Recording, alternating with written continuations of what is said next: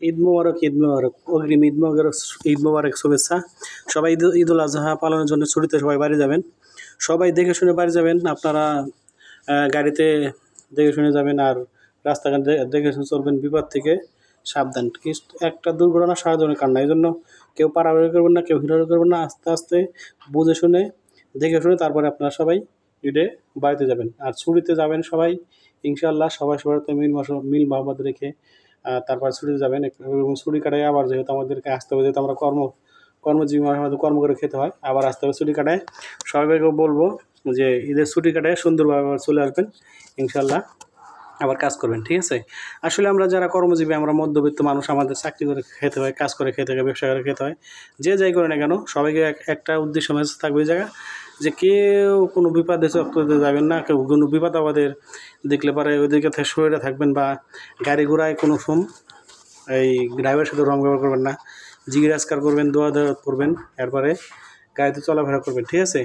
আর আপনার আমার কাজ হচ্ছে দোয়া দরদ করা, দোয়া দরদ পড়া, আল্লাহর উপর ভরসা রাখা, ঠিক আছে? বাদ বাকি আল্লাহ তাআলা আপনাকে আমাকে হেফাজতে রাখবে, ঠিক আছে? আসলে আমরা যারা নাকি কষ্ট করে এই কাজ করি, যাতায়াত করি রাস্তাঘাটে, রাস্তাঘাটে অনেক বিপদ আপদ হতে পারে, ঠিক আছে? নিরাশ হবেন না, ধৈর্য ধরবেন। আর আল্লাহ তাআলা আপনার কপালে আমার কপালে যা রাখছে ওইটা ঘটে যাবে 2 দিন আগে পরে। আপনি চাইলেও ঘটবে, না চাইলেও ঘটবে, ঠিক আছে? অতএব আল্লাহ তাআলার হুকুমের উপরে কোনো নারাজ মাঝে খুব ক্ষোভ দেখান যাবে না ভাই, যে আল্লাহ তাআলা আমার দেখে আর কেউ দেখে না, এরকম কথা কওয়া যাবে না। মানে যে আল্লাহ তাআলার হুকুমে কোনো, মানে যে আল্লাহ তাআলা যেটা ঘটায় বান্দার ভালোর জন্য ঘটায়, এই জন্য বান্দার ক্ষতি হতে পারে স্বাভাবিক, ক্ষতি হইলেও মাইনে নিতে হবে। আল্লাহ তাআলা আপনারা কত তকদিরে রাখছে বা আমার তকদিরে রাখছে।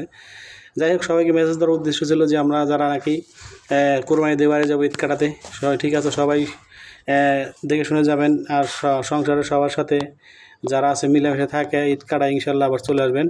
আর সবার জন্য ভালোবাসা দোয়া থাকবে। আমাদের অফিস শেষ বন্ধ হয়ে যাবে, আজকে আমরা চলে যাব ইনশাল্লাহ, কাজ শেষ করে বিকেলে রওনা দেবো। সবাই আমার জন্য দোয়া করবেন, আমি আপনাদের জন্য দোয়া করব। আল্লাহ তাআলা যেন সহি সালামতে সবাইকে বাড়ি পৌঁছার তৌফিক দান করেন, এবং কি সবাই যেন বাড়ি সহি সালামতে পৌঁছে আত্মীয় স্বজন, পাড়া প্রতিবেশী, স্বাস্থ্য ব্যাপারে বন্ধু বান্ধব যারা আছে সবার সাথে ঈদ কাটাতে পারেন খুশিভাবে। আর যারা আল্লাহ তাআলা তৌফিক দিয়েছে তারা ইনশাআল্লাহ কুরবানি দিবেন। আর কোরবানি হচ্ছে আত্মত্যাগ, ঠিক আছে? আত্মত্যাগ, এবং কি আল্লাহ তাআলা আমাদের কোরবানির গরুর গোস্তও খাবে না, রক্তও নিবে না, শুধু নিবে নিয়ত। এই জন্য সহি নিয়ত থাকতে হবে। আর হালাল টাকা দিয়ে কোরবানি দিতে হবে ভাই। সুদের টাকা ঘুষের টাকা কোরবানি দিলে ওই কোরবানি কবুল হবে না।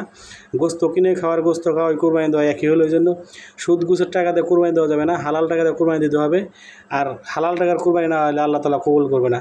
আর ঋণী থেকে আপনি ঋণ করে কোরবানি দেবেন, ওই ঋণ আল্লাহ তাআলা ওই কোরবানি আল্লাহ তাআলা কবুল করবে না। অতএব যার কাছে আপনি ঋণী আছেন, ওর ঋণটা শোধাই দিবেন, সে যেন ভালোভাবে ঈদ করতে পারে। আসসালামু আলাইকুম।